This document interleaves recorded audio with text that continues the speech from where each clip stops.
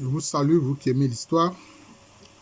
Nous revenons à la série sur le livre de la sortie au jour, appelé improprement le livre des morts des anciens Égyptiens. C'est le livre de la sortie au jour. Sortie au jour, c'est-à-dire quoi? C'est-à-dire venir à la lumière. Voilà, venir à la lumière, c'est ça. Alors, ils ont mis formule pour le chevet, je dirais parole sacrée pour le chevet. C'est-à-dire qu'on met ça au niveau de la tête. C'est placé au niveau de la tête. Ce sont des formules. Des paroles sacrées. Ce ne sont pas des formules, pardon, mais ce sont des paroles sacrées. Voilà, je préfère dire paroles sacrées. En lieu et place de formule qui est utilisée ici. Parce que formule, ça fait penser à la magie. Oh non. Les maîtres ne pratiquaient pas la magie. C'était la parole sacrée. Parce que pour eux, la parole est sacrée. Les Ménoutes t'éveillent. Toi qui étais endormi. Les Ménoutes, ce sont des esprits qui réveillent celui qui est endormi. C'est-à-dire, en fait, celui qui est décédé. L'Osiris N. Il t'éveille à l'horizon. C'est-à-dire, il lui permet de regarder l'horizon. Dresse-toi. Tu as été proclamé victorieux de ce qui a été tramé contre toi. Ptah a renversé ton ennemi, ayant ordonné d'agir contre celui qui a agi contre toi. Donc Ptah, c'est Nétier, c'est-à-dire Dieu quand il est puissant. Quand il est puissant. Quand il est puissant. Quand il a du pouvoir. Alors, ça a permis à l'Osiris N, c'est-à-dire aux défunts, d'être mis au large vis-à-vis de ses ennemis. Tu es Horus, le fils d'Hathor, l'incandescent, fils de l'incandescente, celui qui a été redonné, tête après qu'elle eût été tranchée. C'est-à-dire que, ici, il est dit que l'Osiris N est dans la position d'Horus, c'est-à-dire qu'il est roi. Parce que Horus, le fils d'Osir, celui qui juge les défunts, l'homme juste qui juge les défunts. Voilà. Donc, l'Osiris N est proclamé roi, comme Horus, comme Or. Et il est fils d'Hathor, l'incandescente, c'est-à-dire que lui aussi, il devient lumineux. Ce qui est incandescent, c'est ce qui brûle, ce qui est lumineux, ce qui est rempli de feu. Voilà.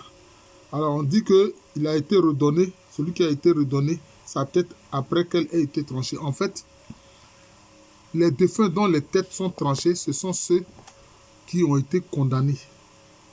Ce sont ceux, en fait, qui n'ont pas échappé aux forces qui traquent les défunts qui sont condamnés pour leurs mauvaises actions. Mais ici, il est dit que le défunt, sa tête, même si elle a été tranchée, on lui a redonné sa tête. Cela dit que sa tête a été injustement tranchée. On dit, ta tête ne sera plus enlevée. Ensuite, ta tête ne te sera plus enlevée. Jamais à jamais. Voilà. Parce que si ta tête est enlevée, cela veut dire quoi? Tu ne peux pas parler. Tu ne peux pas voir. Tu ne peux pas entendre. Tu ne peux pas penser. Donc, l'importance de la tête. Voilà. Tu ne peux pas te diriger. Voilà. Donc, l'Osiris N échappe à tout cela. Le livre qui a été trouvé au cou du roi Ouser Matre dans la nécropole. Bon, c'est-à-dire que ce livre-là, ce sont des paroles sacrées pour l'Osiris N, parce que ça a été utilisé aussi pour un roi défunt, notamment Ouser Matre. Et on a retrouvé ça dans la nécropole. Voilà. Et voilà ce que ce livre-là dit. Voilà ce que ce livre dit. Il compte des noms sacrés. Des noms sacrés. C'est-à-dire qu'ils sont aussi des noms de pouvoir, qui sont aussi des mots de pouvoir. Et quand c'est écrit sans la voyelle. Donc moi, je vais pouvoir les lire en y introduisant la voyelle. Voilà, donc il faut faire attention à cela. Je l'ai fait déjà pour d'autres chapitres. Voilà. Oh, ils ont mis WRBG. Donc je vais dire Wurabaga. Oh, Wurabaga. Ensuite, ils ont mis KMMR. Oh, Kamamara. Oh, Kamamara. Ensuite, KRKHM. Oh, Krakama. Oh, Krakama. Ensuite, AMGI. ô Amagi, et vous, les... Bon, ce sont des entités, ce sont des esprits. Ils ont mis WNRF. Oh, vous les Wunurafé. Vous les Wunurafé. Fondeurs, dit-on, aux côtés du disque solaire, pour leur présenter tout ce qui existe. Chargez-vous du gémissant. C'est-à-dire que ces Wunurafé, ce sont des esprits qui ont la luminosité aussi du disque solaire parce que ils sont près du disque solaire. Alors on leur dit, chargez-vous du gémissant, c'est-à-dire de celui qui souffre. Il faut vous charger de celui qui souffre. Hein? Le mort qui souffre parce que quoi? Parce qu'il est torturé. Parce qu'il est maltraité. Voilà. Il est mort misérablement. Son frère l'a abattu. Son plus jeune fils a institué cela car il n'y a personne pour le protéger. Vous voyez ici, le mort, sa vie ici est dite comme semblable à celle d'Osiris ou d'Osir, qui est l'homme juste, qui a été abattu par son frère Seth et qui a souffert. Mais son fils l'a vengé. Son fils a abattu son ennemi. Son fils, c'est qui? C'est Horus, qui est roi. Hein? Donc, le nom est symbole de royauté. Voilà. Ils amèneront donc son âme devant toi, dans la salle des deux maîtres. Voilà. C'est-à-dire la salle des deux maîtres, c'est-à-dire la salle de la vérité et de la justice. Et c'est là que justement Osiris juge les morts, les défunts, juge les âmes des défunts. Alors on dit, oh, tueur de poissons. Ben, quand on dit tueur de poissons, en fait c'est quelqu'un qui pêche. Hein? C'est quelqu'un qui sans doute qui pêche dans le Nil. Il pêche dans le Nil. Et s'il a pêché du poisson, c'est quoi? C'est pour l'alimentation, c'est pour la nourriture. KHB, Kaouba, notre maître à tous. Donc c'est un nom de pouvoir, c'est le nom encore d'un être spirituel. Kaouba, notre maître à tous, celui devant qui il se trouvera, venge-le sur ses ennemis. Ô lion, Raaba. Bon, lion c'est quoi? Ça symbolise la félocité et la force. Alors c'est ça. Quelquefois les gens disent Dieu lion, Dieu crocodile, Dieu chien. Non. Il faut connaître la qualité de l'animal et ce à quoi ça renvoie au niveau spirituel. Quand vous voyez une poule avec la tête d'un canidé, d'un chien ou bien d'un chacal, ça renvoie à la fidélité. Quand vous voyez le lion, ça renvoie à la force, etc. C'est tout. C'est ça. Ô lion, Rabou ou Raba, à la face noire et aux yeux rouges, aux lèvres de cornaline. Bon, comment les lèvres peuvent être la cornaline? La cornaline, c'est une perle. Donc, ça dit que c'est une perle précieuse. Donc, c'est ce que ses lèvres sont précieuses. D'ailleurs, la cornaline, on trouve ça dans les régions du Sahel. On ne trouve pas ça dans les grandes zones forestières. Qui détruit les noms des ennemis de son père sans qu'un couteau soit pris contre eux. Voilà, ils ont mis encore MM, RM, Mama, Rama. D'ailleurs, même quelquefois dans l'hindouisme, on parle de Rama. Ou même dans le bouddhisme, on parle de Rama. C'est un nom de pouvoir. Mama, c'est aussi un nom de pouvoir. Maintenant, vous avez encore Kaaba. KHB. Kaaba. Vous voyez à quoi je pense. La Kaaba est ton nom. Est ton nom. Ce sont des noms de pouvoir. Ce sont des noms de pouvoir. Voilà. Eh bien, grave-le sur le dos de la majesté du gémissant. Alors, si ces noms-là, qui sont des noms de pouvoir et de puissance, sont gravés sur son dos, cela veut dire qu'il est protégé, même s'il a été auparavant maltraité. Occupe-toi de lui, donne-lui des terres dans le champ des souchés et des offrandes dans le champ de Djémé, pour que le défunt ne manque de rien, pour qu'il puisse être dans le champ de souchés, un endroit de béatitude.